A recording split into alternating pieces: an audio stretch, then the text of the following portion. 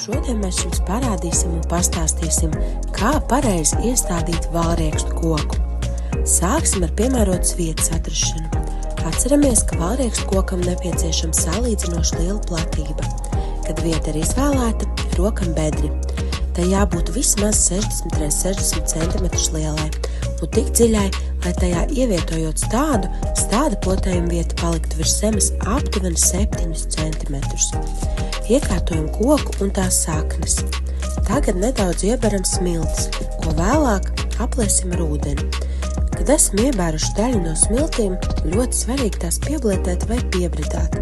Pārliecināties par to, ka koks zemē atrodas taisni.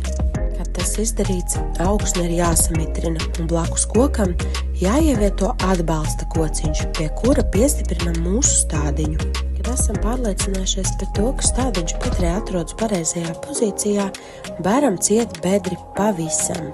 Ja jums ir šaubas par savas augsnes atbilstību kociņa vajadzībām, šajā brīdī droši arī varējāt augsni nedaudz pielabot, izvēloties kādus papildu mēslojumus vai savādāka veida augsni. Un atkal svarīgs posms – pieblietējam vai piebridājam zemi. Lejam virsū vēl vienu spaini ūdens, lai augsni kārtīgi samitrinātu. Un tagad pienācis laiks pēdējiem, tomēr mazāk svarīgam posmam – kociņa nosiešanai. Šeit jums būs nepieciešami 2 koki un lenta vai virve kociņa nosiešanai. Šis process ir būtisks, lai kociņu augšanas procesā iztaisnot, ja tas nepieciešams, kā arī pasargātu to no spēcīgām vēja brāzmām. Stādiņš jānosien tieši tā, kā to parādām video. Šis veids būs visefektīvākais un piemērotākais. Ņemot vērā to, ka mūsu saimniecībā kociņi ir diezgan daudz, mēs mēdzam tiem norādīt arī numuru un stādīšanas datumu, lai monitorētu to, kā mūsu stādi aug.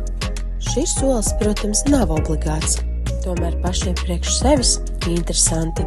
Lai pasargātu kociņus no slimībām un kaitēkļiem, 2 reizes gadā mēs tos arī apstrādājam. Un tā, soli pa solim, esam iestādījuši mūsu valriekstu koku.